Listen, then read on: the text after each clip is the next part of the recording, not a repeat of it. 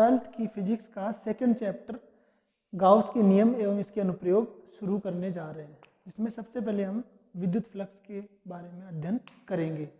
विद्युत फ्लक्स की अगर परिभाषा की बात करें तो एकदम सिंपल सी परिभाषा है कि विद्युत क्षेत्र में स्थित किसी बंद पृष्ठ में से होकर गुजरने वाली विद्युत बल रेखाओं की संख्या को विद्युत फ्लक्स कहते हैं।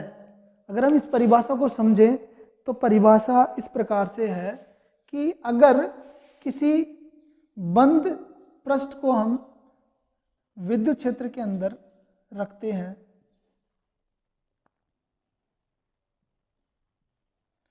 तो इस बंद पृष्ठ में से गुजरने वाली जो विद्युत क्षेत्र रेखाएं या विद्युत बल रेखाएं हैं उनकी संख्या को हम क्या कहते हैं? विद्युत फ्लक्स कहते हैं। अब हम इसकी दूसरी परिभाषा पे चलते हैं।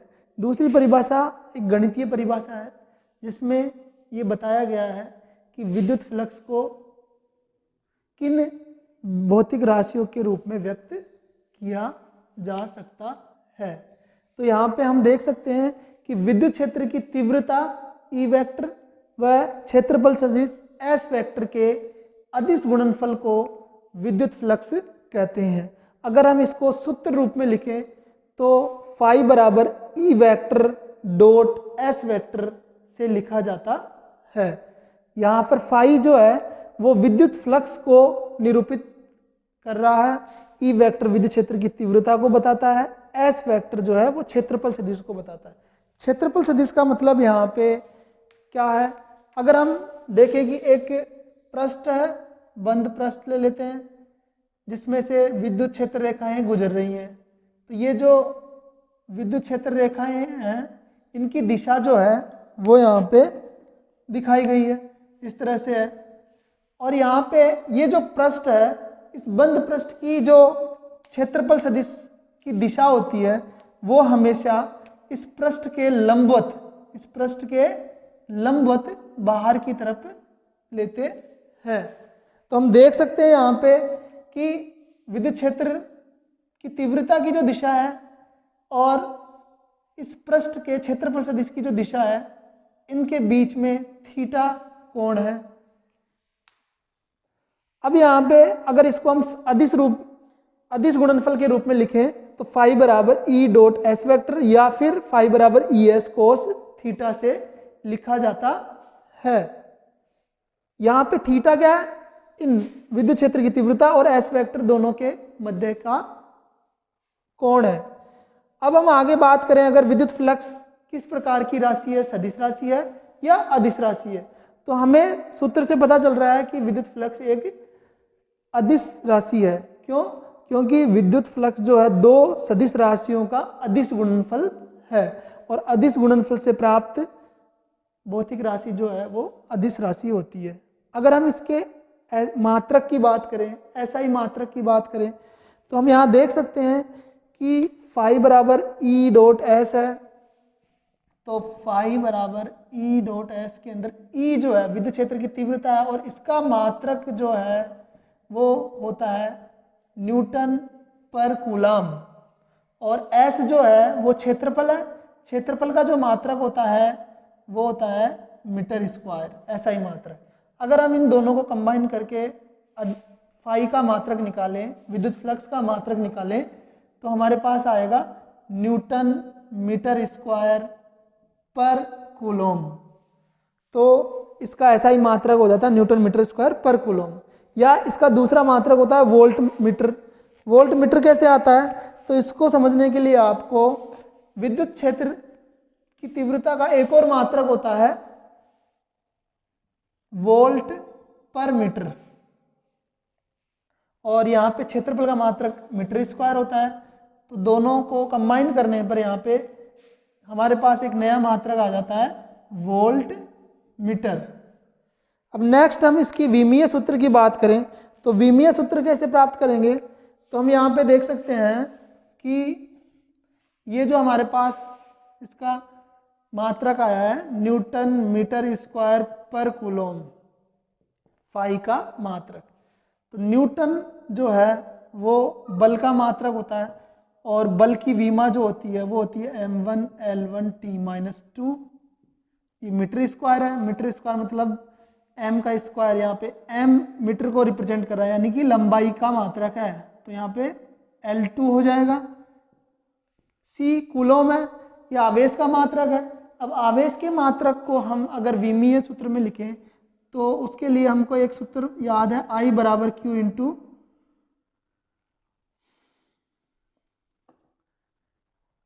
I बराबर Q अपॉन T होता है। यहाँ पे Q बराबर I इंटू टी। I का मात्रक विद्युत धारा का मात्रक एम्पियर होता है, T समय है, समय का मात्रक सेकंड होता है। तो यहाँ पे कूलाम की जगह हम लिख सकते हैं एम्पियर सेकंड, यानी कि एम्पियर सेकंड को अगर हम विमीय सूत्र के रूप में लिखें तो A1 T1 आएगा। अब अगर हम इसको सोल्व करें तो हमारे पास आता है M1 L2 और L1 कितना हो जाएगा, L3 हो जाएगा। यहाँ पे T-2 और T1 नीचे है, T1 को ऊपर लेके जाएंगे तो T-1 हो जाएगा, -2 -1 -3 हो जाएगा। साथ में A1 को ऊपर लेके जाएंगे तो ये A-1 हो जाएगा। ये हमारा इसका विद्युत फ्लक्स का विमीय सूत्र प्राप्त होता है। अब हम बच्चों इसके अलग-अलग केसेस पे अध्ययन करेंगे, जिसमें पहला जो केस है वो आपको दे रखा है। वैसे फॉर्मूला जो है फाई बराबर ES कोस थीटा होता है। अगर इस फॉर्मूले की बात करें तो अगर थीटा का मान यहाँ पे अलग अलग होगा तो फाई का मान भी यहाँ पे अलग अलग आएगा, यानी कि थीटा पर फाई का मान निर्भर करता है। थीटा जो है वो विद्युत क्षेत्र की तीव्रता और एस वेक्टर क्षेत्रफल सदिश के बीच का कोण है। तो हम इसमें कुछ स्पेशल केस ले रहे हैं, जिसमें पहला केस है ई वेक्टर व एस वेक्टर के मध्य कोण अगर थीटा 0 डिग्री हो तो। इसका मतलब क्या है, यहाँ पे अगर हम देखें तो जैसे मान लो ये एक पृष्ठ है और इस पृष्ठ के क्षेत्रफल सदिश की दिशा इसके लंबवत एस वेक्टर की ये दिशा दे रखी है इस तरह से, और साथ में विद्युत क्षेत्र रेखाएं भी ऐसे ही गुजर रही हैं। विद्युत क्षेत्र रेखाओं की दिशा जो है वो एस वेक्टर के समांतर है। तो हम बोल सकते हैं कि यहाँ पे थीटा का मान 0 डिग्री है। अब कोस 0 का मान जो है वो 1 होता है। तो इस सूत्र के अंदर अगर हम कोस थीटा की जगह, थीटा 0 डिग्री है, कोस 0 हो जाएगा, कोस 0 का मान 1 रखेंगे तो हमारे पास फाई की वैल्यू, विद्युत फ्लक्स का जो मान आएगा वो E इंटू एस आएगा, और यहाँ से जो मान प्राप्त होता है वो फाई का अधिकतम मान होता है। अगर हम इसके केस 2 पे बात करें तो केस 2 में जो है ई वेक्टर व एस वेक्टर के मध्य का कोण हम 90 डिग्री लेते हैं। 90 डिग्री लेने का मतलब यहाँ पे है कि जैसे मान लो पृष्ठ ऐसे रखा हुआ है और विद्युत क्षेत्र रेखाएं ऐसे जा रही हैं, यूं जा रही हैं, तो इसका मतलब क्या है, विद्युत क्षेत्र रेखाओं की दिशा तो हो गई ये, और एस वेक्टर की जो दिशा होगी वो सतह के लंबवत बाहर की तरफ ये होगी। तो हम देख सकते हैं विद्युत क्षेत्र की तीव्रता और एस वेक्टर के बीच में कोण 90 डिग्री है, यानी कि हम कह सकते हैं कि इस पृष्ठ में से एक भी विद्युत क्षेत्र रेखा नहीं गुजर रही है।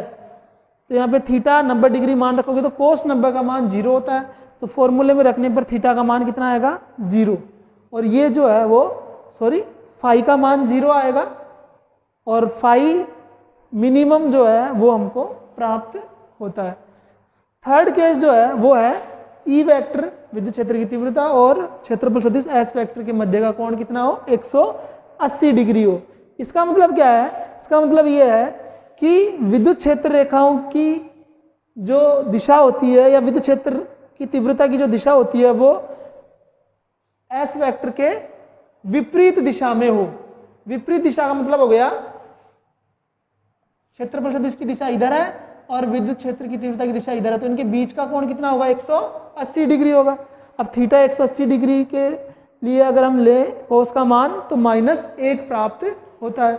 तो सूत्र में रखने पर हमको फाई का मान -ES प्राप्त होता है। तो हम देख सकते हैं यहाँ पे फाई का मान क्या है, यहाँ पर फाई का मान ऋणात्मक प्राप्त होता है, यहाँ पर फाई का मान धनात्मक प्राप्त होता है, और यहाँ पर फाई का मान 0 प्राप्त होता है। बच्चों जो हमने 3 केस अभी पढ़े हैं उनमें हमने देखा कि फाई का मान विद्युत फ्लक्स का मान जो है धनात्मक हो सकता है, ऋणात्मक हो सकता है और शून्य हो सकता है। अगर हम फाई के धनात्मक मान की बात करें तो हम उसको दूसरे तरीके से भी समझ सकते हैं। अगर किसी बंद पृष्ठ से निर्गत फ्लक्स धनात्मक है, अर्थात अगर किसी बंद पृष्ठ के अंदर प्लस क्यू आवेश है, तो इसका मतलब ये है कि उस पृष्ठ से निर्गत फ्लक्स जो होगा वो धनात्मक लिया जाता है। हम इसको ऐसे भी समझ सकते हैं कि किसी भी बंद पृष्ठ से निर्गत फ्लक्स जो होता है वो उस बंद पृष्ठ में स्थित कुल आवेश पर निर्भर करता है। अगर मान लो इसमें कुल आवेश धनात्मक है तो हमें पता है कि धन आवेश से विद्युत क्षेत्र रेखाएं बाहर की तरफ होती हैं, तो हम इसके लिए बोल सकते हैं कि किसी बंद पृष्ठ से निर्गत फ्लक्स जो होगा वो धनात्मक होगा जब बंद पृष्ठ के अंदर क्या हो, कोई धनावेश स्थित है।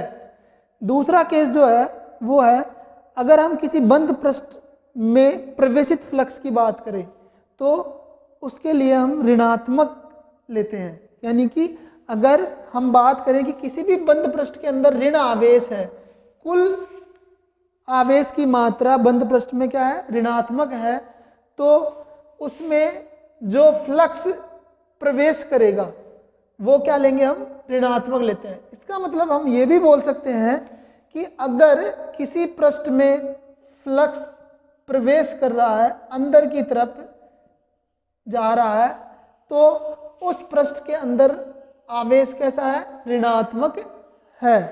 तो ऋणावेश जो है वो फ्लक्स का पृष्ठ के अंदर प्रवेश करना बताता है और धनात्मक आवेश जो है वो किसी बंद पृष्ठ से फ्लक्स का बाहर की ओर निकलना बताता है। अब अगर हम ये बोले किसी भी बंद पृष्ठ में कुल आवेश शून्य है तो क्या होगा, इसका मतलब ये हुआ कि अगर मान लो कि किसी भी बंद पृष्ठ में धनावेश भी है और ऋण आवेश भी है, लेकिन अगर इसमें नेट आवेश शून्य है, नेट आवेश शून्य है, तो इस बंद पृष्ठ से संबद्ध जो कुल फ्लक्स होगा वो शून्य होगा। फ्लक्स क्या होगा, शून्य होगा। क्यों होगा, क्योंकि जितनी बल रेखाएं इस बंद पृष्ठ से बाहर की ओर निकलती हैं उतनी ही बल रेखाएं इस पृष्ठ के अंदर भी प्रवेश करती हैं, तो उनका जो नेट प्रभाव होगा वो क्या आएगा, शून्य आएगा। अब अगर हम किसी बंद पृष्ठ से संबद्ध कुल फ्लक्स की बात करें तो उसके लिए हम क्या करेंगे, उस बंद पृष्ठ से कुल निर्गत फ्लक्स कितना है और प्रवेशित फ्लक्स कितना है, उन दोनों का जो योग होगा उसका जो मान आएगा वो आएगा किसी भी बंद पृष्ठ से संबद्ध कुल फ्लक्स। अब यहाँ पे बंद पृष्ठ से निर्गत फ्लक्स जो होगा उसको हम धनात्मक लेंगे और प्रवेशित फ्लक्स को ऋणात्मक लेंगे, तो जो योग आएगा वो या तो धनात्मक आएगा या ऋणात्मक आएगा। वो निर्भर करेगा कि निर्गत फ्लक्स कम है या प्रवेशित फ्लक्स कम है। जो कम होगा वो कैंसिल आउट हो जाएगा और जो ज़्यादा होगा उसका मान यहाँ पे हमको मिलने वाला है। अब आगे अगर हम विद्युत फ्लक्स की निर्भरता की बात करें तो हमने पहले ही पढ़ लिया है कि फाई बराबर ई एस कोस थीटा होता है। इसके अंदर अगर हम बात करें थीटा की, तो थीटा के बारे में हम पहले पढ़ चुके हैं कि थीटा की अलग अलग मान पर फाई का अलग अलग मान प्राप्त होता है। ऐसे ही ई जो है विद्युत क्षेत्र की तीव्रता, तो विद्युत क्षेत्र की तीव्रता पर भी निर्भर करेगा। विद्युत क्षेत्र की तीव्रता पर कैसे निर्भर करेगा, अगर हम बात करें कि एक पृष्ठ से निर्गत विद्युत क्षेत्र रेखाएं इस तरह से हैं और इसी पृष्ठ से निर्गत विद्युत क्षेत्र रेखाएं जो है वो दूसरे विद्युत क्षेत्र की तीव्रता के लिए ऐसे है। यहाँ पे हम देख सकते हैं, यहाँ पे 3 विद्युत बल रेखाएं हैं इस पृष्ठ से गुजर रही है, और यहाँ पर इसी पृष्ठ के से जितना इसका क्षेत्रफल है उतना इसका क्षेत्रफल हम मान के चलेंगे, और इसमें से जो विद्युत क्षेत्र रेखाएं गुजर रही है वो 4 है। तो हम बोल सकते हैं कि यहाँ पे विद्युत क्षेत्र की तीव्रता कम है, यहाँ पे विद्युत क्षेत्र की तीव्रता ज़्यादा है। तो इसका मतलब ये हुआ कि यहाँ पे फाई का मान कम होगा और यहाँ पे फाई का मान ज़्यादा होगा। फिर आगे हम चलें, पृष्ठीय क्षेत्रफल पर किस प्रकार से निर्भर करता है। तो पृष्ठीय क्षेत्रफल कम होगा और ज़्यादा होगा तो क्या होगा, जैसे हम लेते हैं कि ये एक पृष्ठीय क्षेत्रफल है, इससे 3 विद्युत क्षेत्र रेखाएं गुजर रही है, और एक पृष्ठीय क्षेत्रफल हम ये ले लेते हैं। यहाँ पे पृष्ठीय क्षेत्रफल ज़्यादा है, तो ज़्यादा है तो इसमें से गुजरने वाली जो विद्युत क्षेत्र रेखाएं हैं वो भी ज़्यादा होंगी। तो इसका मतलब हम बोल सकते हैं यहाँ पे फाई का मान ज़्यादा होगा विद्युत फ्लक्स, और यहाँ पे विद्युत फ्लक्स क्या होगा, कम होगा। थर्ड, ई व एस के मध्य कोण अगर थीटा है तो थीटा पर किस प्रकार से निर्भर करेगा। तो हम ये लिख सकते हैं, जैसे मान लो कि यहाँ पे विद्युत क्षेत्र रेखाएं इस तरह से हैं और क्षेत्रफल सदिश की दिशा भी इसके समान है। यहाँ पे थीटा 0 डिग्री है, तो इसका मतलब है कि दोनों के बीच में कोण 0 डिग्री होने से फाई का मान अधिकतम प्राप्त होगा। अगर हम दूसरा केस लेते हैं कि फाई का मान ज्ञात करने के लिए, जैसे मान लो विद्युत क्षेत्र रेखाएं तो इस तरह से है और क्षेत्रफल सदिश की दिशा क्या होगी, इस तरह से तल के लंबवत होगी, ये होगी। तो हम यहाँ पे देख सकते हैं कि ये तो ई वेक्टर की दिशा है और ये एस वेक्टर की, इनके बीच में कोण कितना है, थीटा। और थीटा जो है यहाँ पे न्यून कोण है, थीटा क्या है, न्यून कोण है। तो हम देख सकते हैं इसके अंदर कोस थीटा का मान जो आएगा वो 1 से कम आएगा, और थीटा 0 डिग्री है तो कोस का मान 1 आता है। तो यहाँ पे क्या होगा, फ्लक्स का मान कम होगा, यहाँ पे फ्लक्स का मान ज़्यादा होगा। तो थीटा पर भी ये निर्भर करता है।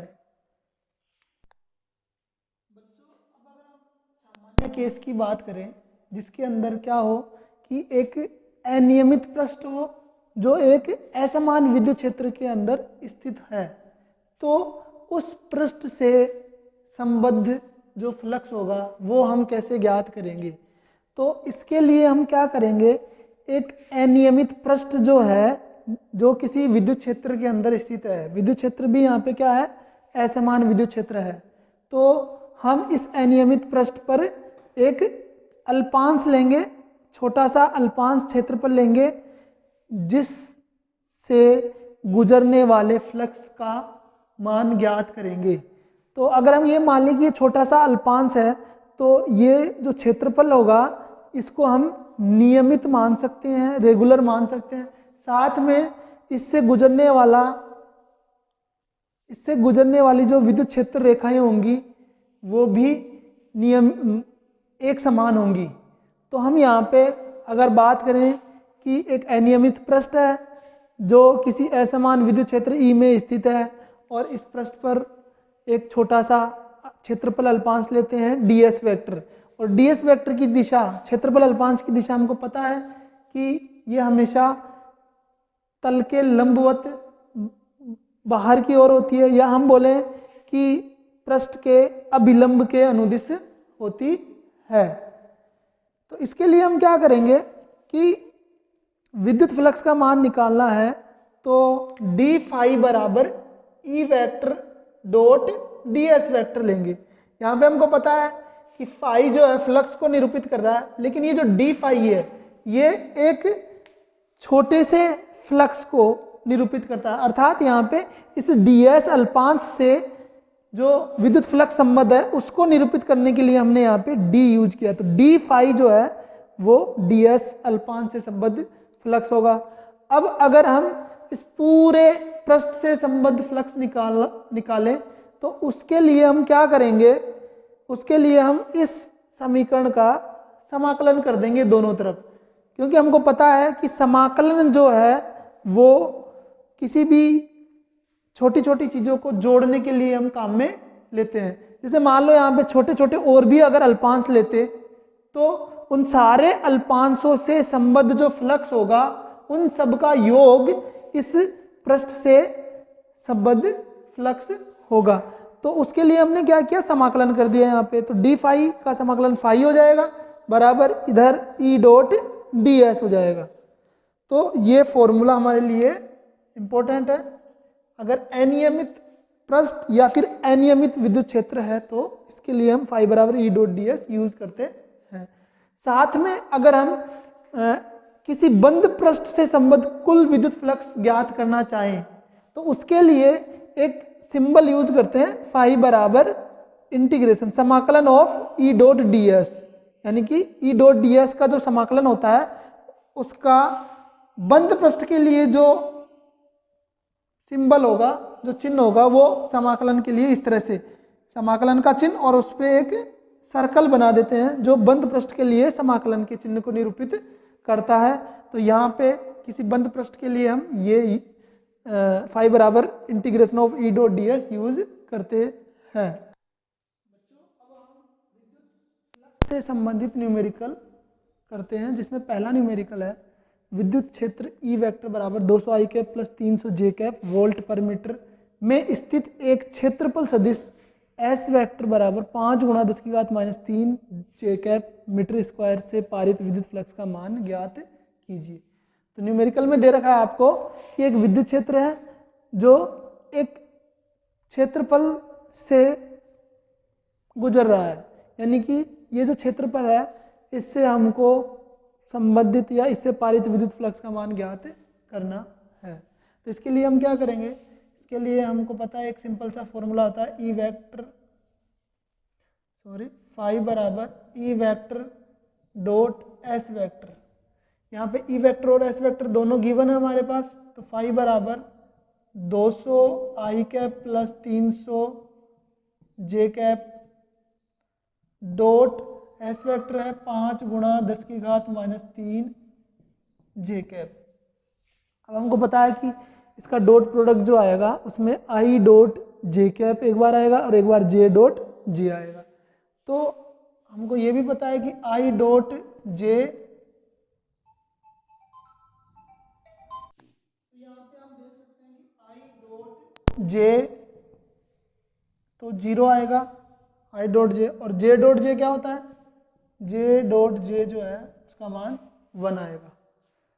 तो फाई बराबर 200 आई कैप डॉट जे कैप करेंगे ना, तो यहाँ पे 200 गुणा 5 गुणा 10 की घात -3 आई डॉट जे 0 हो जाएगा। तो ये क्या हो जाएगा, साथ में 0 आएगा, प्लस 300 जे कैप डॉट 5 गुणा 10 की घात -3 जे कैप। तो ये हो जाएगा 300 गुणा 5 गुणा 10 की घात -3। यहाँ पे क्या आएगा, जे डॉट जे 1 आएगा। तो ये तो मान 0 हो जाएगा और ये मान रहेगा। तो हमारे पास फाई का मान कितना आ गया, इसको गुणा करेंगे तो 3 पंजे 15 00 और 10 की घात -3। फाई का जो मात्रक है वो क्या हो जाएगा, यहाँ पे हो जाएगा हमारे पास वोल्ट। 1.5 गुणा 10 की घात -3 और यहाँ से जो पॉइंट हमने यहाँ लगाया है यहाँ से 10 की घात 3 आएगा। तो ये वाला जो मान है वो कैंसिल आउट हो जाएगा। तो हमारे पास फाइनली फाई बराबर क्या आ जाएगा, 1.5 वोल्ट मीटर आंसर आएगा। बच्चों हम अब दूसरे क्वेश्चन पे चलते हैं। सेकंड एग्जांपल है, एक समान विद्युत क्षेत्र ई वेक्टर में एक बेलन इस प्रकार स्थित है कि इसकी अक्ष विद्युत क्षेत्र के अनुदिश है। तो प्रदर्शित करना है कि बेलन से पारित कुल विद्युत फ्लक्स 0 है। तो क्वेश्चन में जो दे रखा है हमको उसके अनुसार अगर हम एक डायग्राम बनाएं बेलन का, जैसे ये बेलन है, इस बेलन में आप देख सकते हो कि ये S1 जो पृष्ठ है वो वृत्तीय पृष्ठ है, साथ में S2 भी क्या है, वृत्तीय पृष्ठ है, और इसके अलावा इसका जो वक्र पृष्ठीय क्षेत्रफल है उसको हमने S3 से रिप्रेजेंट किया है। और क्वेश्चन में बोला गया है कि इस बेलन के अक्ष के अनुदिश विद्युत क्षेत्र की दिशा है। तो विद्युत क्षेत्र की दिशा को हमने बेलन के अनुदिश इस तरह से हमने ले लिया। ये ई वेक्टर विद्युत क्षेत्र की दिशा है। अब हमको ये बताना है कि इस बेलन से परिबद्ध कुल विद्युत फ्लक्स शून्य है। तो हम यहाँ पे क्या करेंगे, सबसे पहले S1 क्षेत्र से या S1 पृष्ठ से संबद्ध फ्लक्स निकालते हैं, फिर S2 से और फिर S3 से। अगर हम S1 के क्षेत्रफल सदिश की बात करें तो उसकी दिशा जो है ds वेक्टर वो E वेक्टर के अनुदिश है, उसी दिशा में है। S2 की जो दिशा है वो ds वेक्टर है जो इधर है और ये कहाँ है, E वेक्टर के विपरीत दिशा में है। E वेक्टर इधर है और S2 वेक्टर की दिशा ये है। थर्ड जो है S3, इसकी दिशा क्या होगी, इसकी दिशा जो है ये जो कर्ड सतह है इसके लंबवत होगी, कर्ड सतह के जो वक्रीय सतह है उसके लंबवत होगी, तो वो इस तरह से है और विद्युत क्षेत्र की दिशा ऐसे है, तो इनके बीच का कोण कितना है, 90 डिग्री है। तो हम यहाँ पे लिख सकते हैं, अगर इस पूरे बेलन से परिबद्ध या पारित कुल फ्लक्स निकालें तो फाई बराबर integration e dot ds vector phi, या फिर हम इसको ऐसे लिख सकते हैं, फाई बराबर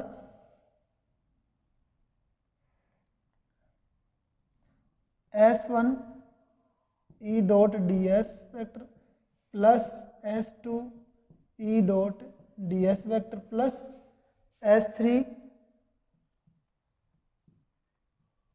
ई डॉट ds वेक्टर। यहाँ पे हमको पता है कि S1 के लिए E और ds के बीच का कोण 0 डिग्री है, S2 के लिए E और ds के बीच का कोण 180 डिग्री है और S3 के लिए E और ds के बीच का कोण कितना है, 90 डिग्री। तो हम इसको ऐसे भी लिख सकते हैं,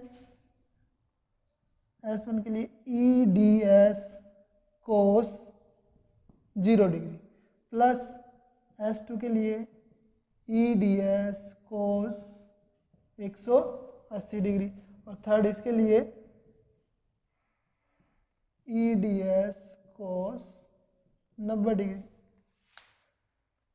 cos 0 का मान जो है वो 1 होता है, cos 180 का मान -1 होता है और cos 90 का मान 0 होता है। तो हमारे पास यहाँ पे फाई का मान जो आएगा, यहाँ से क्या आएगा, यहाँ से हम लिख सकते हैं E बाहर आ जाएगा, cos 0 का मान 1 है, ds आएगा S1 के लिए प्लस E ds S2 के लिए प्लस 0 थर्ड वाले केस में। अब इंटीग्रेशन ऑफ ds का मतलब क्या है, यहाँ पे S1 के लिए यानी कि इसका क्षेत्रफल S1 का क्षेत्रफल और S2 के लिए इसका क्षेत्रफल। अब हमें पता है कि ये दोनों जो वृत्तीय सतह हैं इन दोनों का क्षेत्रफल समान है, तो हम लिख सकते हैं S1 बराबर S2 इंटीग्रेशन ऑफ ds। तो यहाँ पे हमारे पास क्या जाएगा, फाई बराबर ES प्लस, अब यहाँ पे एक चीज है, cos 180 का मान -1 था तो ये वाला पार्ट माइनस में आएगा, साथ में ये माइनस है तो ES minus ES minus ES cancel होके क्या हो जाएगा, फाई बराबर 0। ये हमारा बेलन से पारित कुल विद्युत फ्लक्स शून्य प्राप्त होता है। वो ये है, एक 5 सेंटीमीटर त्रिज्या की वृत्ताकार शीट एक समान विद्युत क्षेत्र 5 × 10⁵ वोल्ट पर मीटर में इस प्रकार स्थित है कि इसका तल विद्युत क्षेत्र से 30 डिग्री का कोण बनाता है। शीट से पारित विद्युत फ्लक्स ज्ञात करना है। तो यहाँ पे अगर हम बात करें कि एक वृत्ताकार शीट है, इसका मतलब क्या हो गया, शीट का जो क्षेत्रफल होगा वो πr² होगा, त्रिज्या दे रखी है। साथ में ये जो वृत्ताकार शीट है इसका जो तल है, इसका तल जो है विद्युत क्षेत्र से 30 डिग्री का कोण बनाता है। तल का मतलब क्या है यहाँ पे कि जैसे ये सतह है और इस सतह से विद्युत क्षेत्र मान लो इस तरह से जा रहा है, तो ये जो विद्युत क्षेत्र है वो इस तल के साथ में जो कोण बनाएगा वो आपको गिवन होगा इस तरह से। जैसे मान लो ये बोर्ड का तल है, तो बोर्ड का तल जो है ये विद्युत क्षेत्र की दिशा है, तो तल के साथ में ये जो कोण होगा वो कितना होगा, 90 डिग्री होगा। अब इसमें जो दे रखा है वो तल के साथ में विद्युत क्षेत्र का 30 डिग्री का कोण दे रखा है। तो 30 डिग्री का कोण का मतलब ये हो गया कि जैसे मान लो विद्युत क्षेत्र की दिशा ये है और ये तल है, तो ये वाला जो कोण होगा ये 30 डिग्री होगा। लेकिन हमको सूत्र के अंदर क्या करना है, तल के क्षेत्रफल सदिश का कोण निकालना है। तो क्षेत्रफल सदिश की दिशा क्या होती है, ये होती है। तो हमको क्या करना पड़ेगा, ये 30 डिग्री दे रखा है, तो ये वाला कोण ज्ञात करना है। तो ये वाला कोण कितना होगा, पूरा कोण कितना होगा तल का, और ये जो कोण है, सॉरी ये वाली जो दिशा है जो क्षेत्रफल सदिश की है, इसके बीच का जो ये कोण होगा वो 90 डिग्री होगा। तो हमको क्या करना पड़ेगा, इस पूरे 90 डिग्री में से ये 30 डिग्री वाला कोण माइनस करना है। तो ये वाला कोण हमारे पास आ जाएगा, और ये कितना होगा 60 डिग्री होगा। तो सबसे पहले हमको ये कोण का ध्यान रखना है। तो थीटा जो होगा यहाँ पे वो कितना होगा, 90 माइनस 30, 60 डिग्री होगा। अब हम फ्लक्स की बात करें तो फ्लक्स का सूत्र क्या होता है, फ्लक्स का सूत्र होता है ई एस कोस थीटा। अब ई का मान हमको दे रखा है, ई का मान दे रखा 5 गुणा 10 की घात 5। एस नहीं दे रखा, एस कैसे निकालेंगे, तो एस के लिए वृत्ताकार शीट दे रखी है, तो सूत्र लगाएंगे पाई आर स्क्वायर। कोस थीटा की जगह कितना रख देंगे 60 डिग्री। तो फाई बराबर आ जाएगा 5 गुणा 10 की घात 5 इंटू पाई का मान 3.14 रख लेते हैं। आर 5 सेंटीमीटर दे रखा है, तो त्रिज्या को हमको बदलना पड़ेगा। त्रिज्या 5 सेंटीमीटर में दे रखा है, तो इसको मीटर में चेंज करोगे तो क्या होगा 5 गुणा 10 की घात माइनस 2 मीटर हो जाएगा। तो ये हो जाएगा 5 गुणा 10 की घात माइनस 2, और इसका स्क्वायर। कोस 60 का मान कितना होता है, कोस 60 का मान होता है 1/2। अब इसको सोल्व करेंगे, सोल्व करने पर हम यहाँ देख सकते हैं 5 इंटू 10⁵, ये 3.14 गुणा इसका स्क्वायर करोगे तो 25, साथ में 10 की घात माइनस 2 का स्क्वायर करोगे तो क्या आ जाएगा 10 की घात माइनस 4, 2 दूनी 4 इंटू 1/2। इस पूरे को सोल्व करने पर हमारे पास जो वैल्यू आएगी, अगर हम इसको और सोल्व करें तो 25 पंजे 125 हो जाएगा, 25 इंटू 5।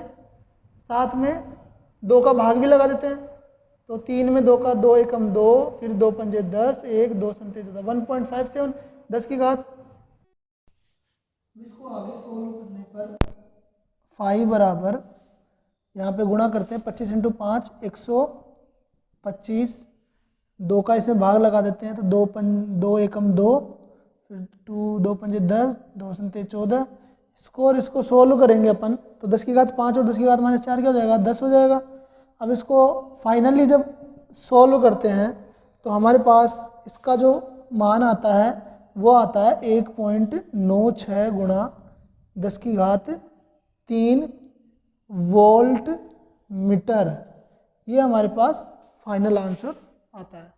तो आज हमने विद्युत फ्लक्स और इससे संबंधित कुछ न्यूमेरिकल हल किए हैं, आगे हम इसको कंटिन्यू करेंगे। Thank you.